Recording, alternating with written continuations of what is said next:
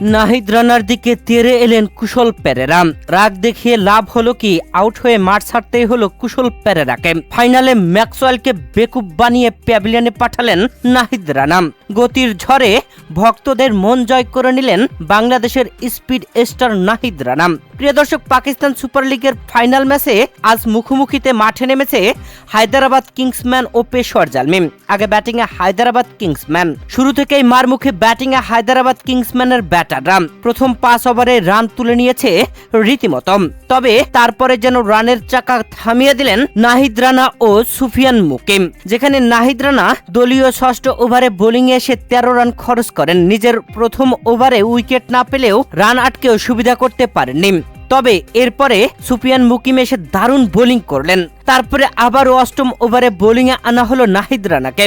আর বোলিংয়ে এসেই প্রথম বলেই গ্লেন ম্যাক্সওয়েলকে একদম ক্যাচ আউট বানিয়ে বেকুব বানিয়ে প্যাভিলিয়নে পাঠালেন কোনো রান না করতেই। গোল্ডেন ডাকেই নাহিদ রানার বলে ক্যাচ আউট হয়ে প্যাভিলিয়নে ফিরলেন গেলেন ম্যাক্সওয়েল।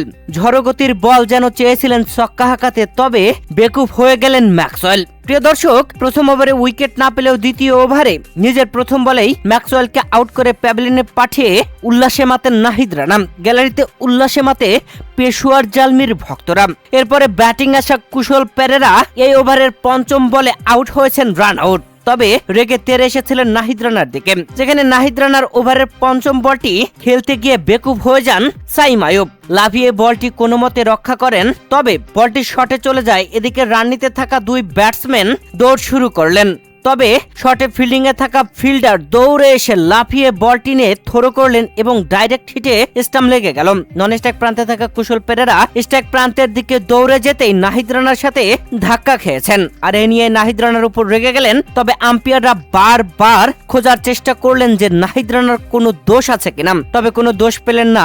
আউটের সিদ্ধান্ত দিলেন থার্ড আম্পায়ার। কুশল পেরেরা 1 রান করে প্যাভিলিয়নে ফিরলেন। নাহিদ রানার এই ওভারে মাত্র 6 রান খরচে 2টি উইকেট পড়েছে কিংসম্যানের।